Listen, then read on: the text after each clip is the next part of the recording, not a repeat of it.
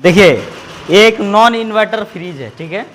Fridge का जो हम लोग आज जो समझने वाले हैं, इसका मैकेनिकल पार्ट्स के बारे में समझने वाले हैं और इसका रेफ्रिजरेशन सिस्टम किस तरीके से काम करता है इसके बारे में समझने वाले हैं, ठीक है। रेफ्रिजरेशन सिस्टम हम लोग किसको कहते हैं? कूलिंग करने का प्रक्रिया को हम लोग क्या बोलते हैं? रेफ्रिजरेशन सिस्टम कहते हैं ना। उसमें जो भी पार्ट्स का जो नाम आता है वो किस में गिनती आता है? मैकेनिकल पार्ट में गिनती आता है, ठीक है। मैकेनिकल पार्ट में क्या क्या आ जाता है? सबसे पहले हमारा आ जाता है कंप्रेसर, उसके बाद क्या आता है? कंडेंसर कॉइल, उसके बाद क्या आता है? ड्राई फिल्टर, यहाँ पे नहीं है अभी लगा हुआ। ड्राई फिल्टर के बाद क्या आता है? कैपिलरी, उसके बाद क्या है? ये ऑपरेटर के बाद फिर है यहाँ आपका कंप्रेसर, ठीक है।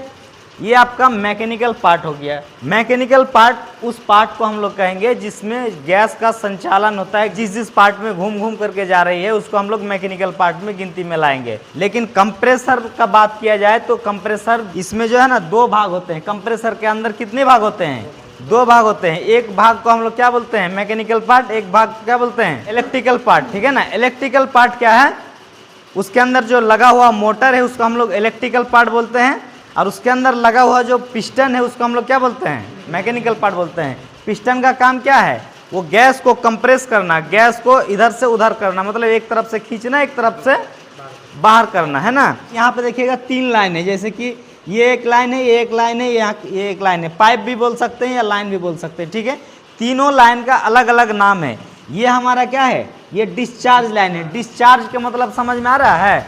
डिस्चार्ज मतलब फेंकना, है ना, किसी भी चीज को बाहर करना, है ना, उसी को हम लोग क्या बोलते हैं? डिस्चार्ज लाइन, ठीक है। सक्शन लाइन किसको बोलते हैं? मतलब खींचना, है ना। और एक हमारा पाइप और एक्स्ट्रा रहता है, इसको हम लोग कभी कभी सक्शन लाइन के रूप में भी यूज कर सकते हैं, लेकिन इसको हम लोग चार्जिंग पाइप के नाम से जानते हैं, ठीक है।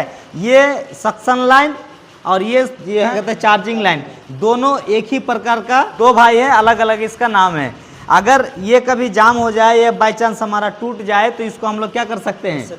इससे हम लोग यूज में ले सकते हैं, इसको सक्शन पाइप बना सकते हैं, ठीक है। लेकिन डिस्चार्ज पाइप हमारा एक ही होता है जो थोड़ा सा पतला दिखने में होता है। डिस्चार्ज पाइप मतलब गैस निकलना, ठीक है।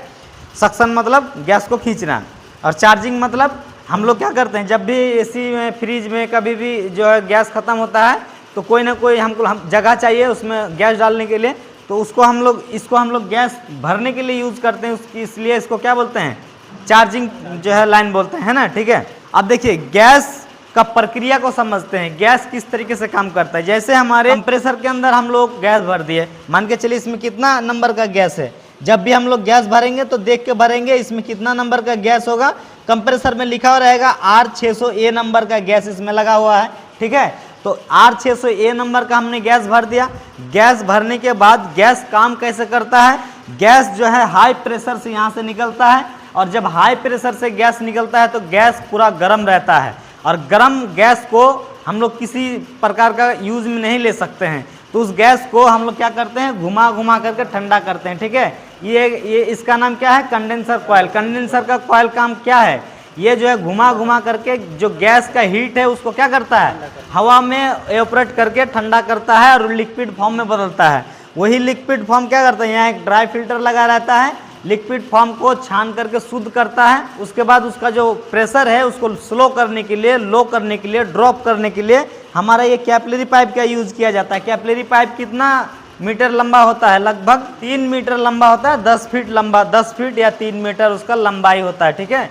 मॉडल के अनुसार एक आध फीट इधर उधर हो सकता है, ठीक है, लेकिन देखा जाए तो 3.5 मीटर से 3 मीटर तक ही उसका लंबा होता है। ये कैपिलरी में गैस जाने के बाद क्या कहाँ पे जाता है? गैस जो है ठंडी हो जाता है, पूरी तरीके से -5 डिग्री में चला जाता है और वो गैस जो है हमारे ये ऑपरेटर में घूमता है। ये ऑपरेटर क्या करता है? अंदर का जो चीज़ें है उसको ठंडा करके फिर उसका जो गर्मी है उसको सोख करके वो फिर जो है सक्शन लाइन से यहाँ पे कंप्रेसर में खींच लेता है, ठीक है। यही प्रक्रिया बार बार चलते रहता है जिसको हम लोग क्या कहते हैं? रेफ्रिजरेशन सिस्टम कहते हैं और इसी के अनुसार जो है हमारा फ्रिज काम करता है। ये प्रक्रिया बार बार चलते रहता है जिससे क्या होता है? हमारा फ्रिज ठंडा होता है, ठीक है। फ्रिज का ये वाला साइड अगर थोड़ा बहुत गर्म रहे तो इसका मतलब क्या है कि हमारा फ्रिज ठीक ठाक काम कर रहा है। अगर कोई बोल रहा है कि फ्रिज का ये वाला हिस्सा गर्म हो रहा है, हमारा फ्रिज खराब हो गया है, तो ऐसा बात नहीं है, ठीक है ना। मतलब ये वाला पार्ट जो है गर्म होता है, इसीलिए इसको जो है थोड़ा सा हटा करके रखा गया है और ये बाहर रखा गया है ताकि क्या है, बाहर जो वातावरण है उससे क्या कर ले, अपना हीट को एक्सचेंज कर ले। ठीक है ना, मान के चलिए कि 35 डिग्री सेल्सियस हमारा बाहर का वातावरण है और ये 40 डिग्री सेल्सियस तक गर्म है, तो बाहर का जो वातावरण से क्या होगा, हीट एक्सचेंज करेगा। तो इसको भी एक फ़ायदा मिलेगा कि इसके अंदर का गैस जल्दी ठंडा होगा। और ये जो लगा हुआ है ना, ये एक तरह का सपोर्ट का भी काम करता है और हीट को डिवाइड करने का भी काम करता है। जैसे कि आप लोहा को अगर बहुत ज़्यादा अगर जोड़ दीजिएगा तो क्या होगा, हीट डिवाइड हो जाएगा। ठीक है, इसका नाम क्या है, कंडेंसर कॉइल।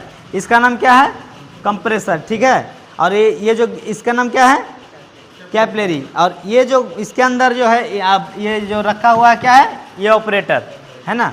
ये ऑपरेटर किस प्रकार का होता है, यहाँ पे देख सकते हैं आगे आकर के, इसको हम लोग बोलते हैं ये ऑपरेटर। ठीक है, यही है जो ये फ्रिज को ठंडा करने का काम करता है। फ्रिज का कुछ लोग सोचते हैं कि फ्रिज में सभी पार्ट ठंडा होता है, क्या नहीं, यही एक पार्ट है जो फ्रिज में ठंड देने का काम करता है। ठीक है, इसको जो है ये इसी से पूरा फ्रिज ठंडा होता है।